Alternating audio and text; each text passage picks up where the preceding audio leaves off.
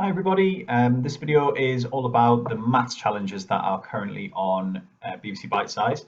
So I just thought I'd go through last week's challenges for you. If you're not sure where they are, they can be found on the website here. So if you go to BBC Bitesize, head to Primary,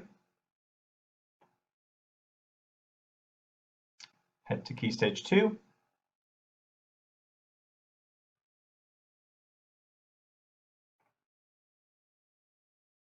scroll down to, daily lessons. That'll get you there quicker. Scroll down to year 3.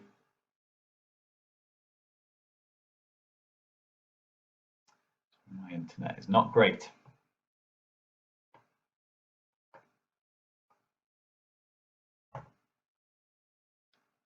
And then if you, it shows here latest lessons, obviously those are for today. I'm recording this on the 9th of June. I want to learn maths, so I'm going to go actually back to last week's challenges. So White Rose are putting these challenges out every Friday. So the learning I've set is from Monday to Thursday, but then with an optional Friday challenge as well. Usually you do the first 4. The ones after that are for all the year groups, so 5 and 6. But if you want to challenge yourself, do go for them because they're pretty tricky. And with your parents' help, you might be able to solve them. So if you click on the 5th of June maths here, it says challenges for year 3 and P4. That just basically means year 4. Click through and it will give you challenges that you can access. They get a little bit harder as you go through. So I just thought I'd go through some of last week's challenges, and maybe this week you can have a go on Friday at the ones they put up this week as well. Okay, so let's have a look at the maths challenges that have been set last week, and I'll go through how we would solve them in class.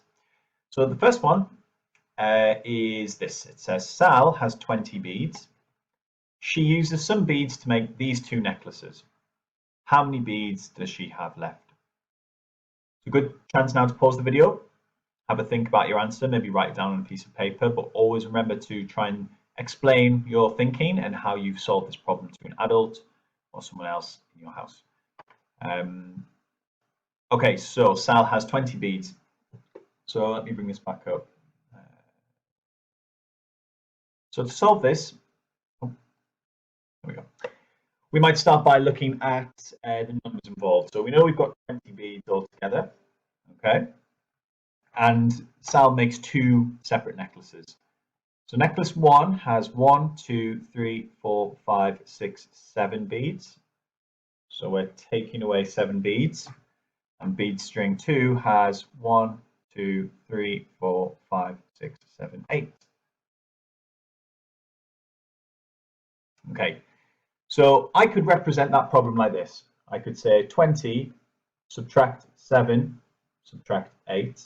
An easy way to do this is to add up how many beads have been used. So we could actually start by doing, well, the first necklace had 7 beads. The second necklace had 8 beads. You could add those together. Good way to solve this quickly would be think of 8 plus 7. I like to start with a larger number. Now 8 adds, we can think of this as number 1s to 10. So we could think, well, 8 add 2 makes 10. 7 is made up of 2 and 5. So that might make our addition easier. 8 plus 2 is 10, and add the 5 is 15. Therefore, 20 subtract 15 beads equals 5. So Sal has 5 beads left at the end. Okay, question or challenge 2 is a little bit trickier. This one is George is thinking of a number, a 2-digit number, sorry. What number is George thinking of? And we've got a few, let me just move that out of the way so you can see. We've got a few little clues there as to what George's number could be. So the first clue says my number is in the 5 times table. The second one says my number is less than 80. And the final one is the sum of the digits is 9. So a couple of things there we need to remember. We need to remember what the pattern is or what the rule is for numbers in the 5 times table.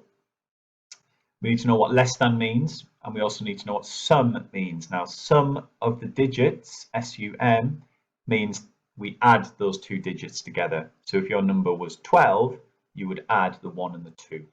Okay, so why don't you pause the video here, have a look at those clues, maybe try and use some trial and error, or work systematically to try and get the answer. So you might want to start by looking at numbers in the 5 times table that are less than 80 and finding some numbers where the digits add to make 9. Is there more than one answer, or is there only one?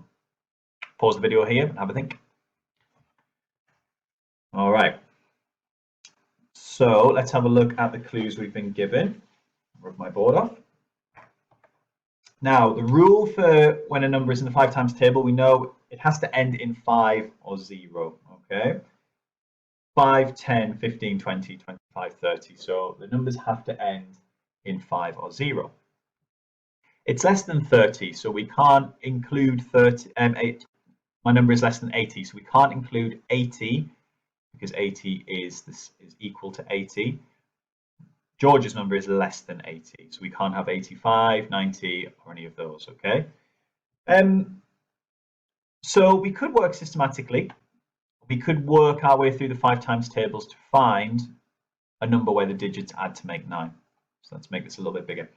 So we could start with 5. Now, we know that 5 is not going to work here because the clue was, well, George's number is a 2-digit number, so we can't have 5. We could start by looking at 10, and we can see straight away that if we add 1 plus 0, that's just going to give us 1, okay? So we need to think a bit bigger. So you might want to think of a larger number that is in the 5 times table and the digits add to make 9. So I know numbers that start with 1 are not going to work, so 10 and 15. We can cross those off. We know those ones are not going to work. 10, 15, 20. 20 is not going to work because 2 plus 0 is 2. And 2 plus 5, 25, is 7. So that's not going to work either. So we could then move to 30. And something you might notice here is that all the numbers that end in 0, the answer, so 1 plus 0 is 1, 2 plus 0 is 2, 3 plus 0 is 3. If we carried on that rule and that pattern, and we thought 40, 50, 60, 70, and 80, or not 80, sorry, we know that none of those are going to work because 3 plus 0 is 3, 4 plus 0 is 4, 5 plus 0 is 5, 6 plus 0 is 6, and 7 plus 0 is 7. We don't need to worry about all the numbers that end in 0 now, so we can just focus on the ones that end in 5. So let's move to 35. 3 plus 5 is 8, so that one doesn't work either. We don't need to worry about 40, so we could try 45. And I think now we're onto something because 4 plus 5 does equal 9. So 45 works there as well.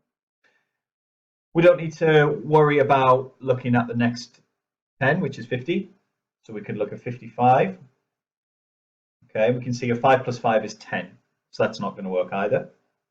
We could try 65. You can see here our numbers are getting much larger, aren't they? 6 plus 5 is 11. So that's not going to work either.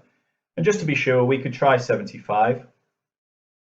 But 7 plus 5 is 13. So our answer here is 45, George's number. All right, next challenge. Let's have a look.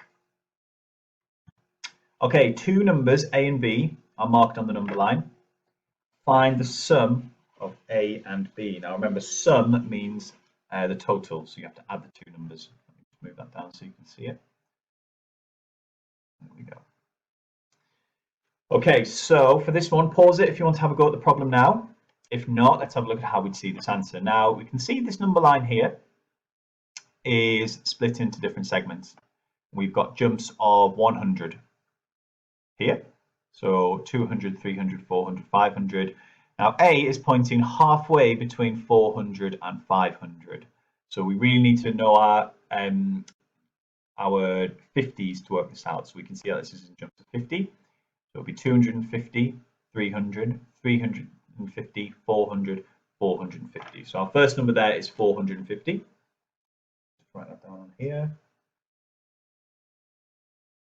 And this second one, this number line here, we have to look at the intervals in between, and you can see B is marked here. So 20 to 30 with 1, 2, 3, 4, 5 jumps. Okay. Now we know between 20 and 30 there's a jump of 10. So if we split that 10 into 5 parts, that means we're going to do 10 divided by 5, and that's going to give us 2. So we know these jumps are of 2. So this is going to be 20, 22, 24, 26, 28, 30, and then 32. So our addition here is 450 plus 32, okay, which you should be able to work out in your head. We don't need to worry about the hundreds. You can just do 50 and 32, which for this one is 482 as our answer. Okay.